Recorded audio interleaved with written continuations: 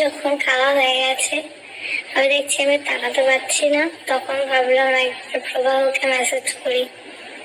তারপর ভাবলাম, মানে বুঝলাম রিপ্লাই আসবে না। তারপরে সায়ককে লিখলাম যে ভাই আমি এতগুলো ওষুধ খেয়েছি, আমি কি বাঁচবো?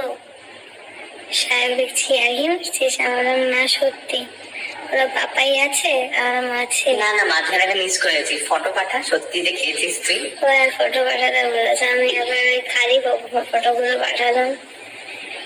মা খুঁজে ঘুমাচ্ছে, বললো পাপাই এটাই গাড়ি চালাচ্ছে, বলে রাখো বাপাই কি করছে বলে। তারপরে কলটাই মধুর কাছে যায়, মধুকে ফোন করে মধুকে কল করার পরে মধুই বোধহয় সাথে সাথে চুকে যেত কথা। না, মৌরি কেটে দিয়েছিল, আমি মৌরিটাকে তুলে পকেটে না ঢুকিয়ে ফেলে দিয়েছিস? না, প্রথমে যেতে যেতে ট্যাবলেট গুলোকে খুলে পকেটে রেখেছি, তারপরে বেরিয়ে ওগুলোই খেয়েছি।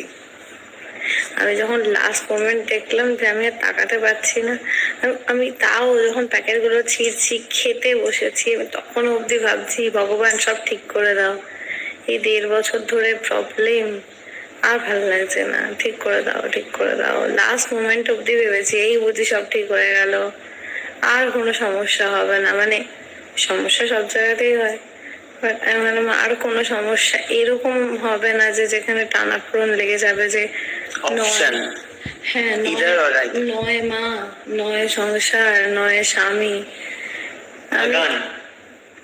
আমি এটা আমি তোর ব্লগেই বলছি, কাউকে বলিনি।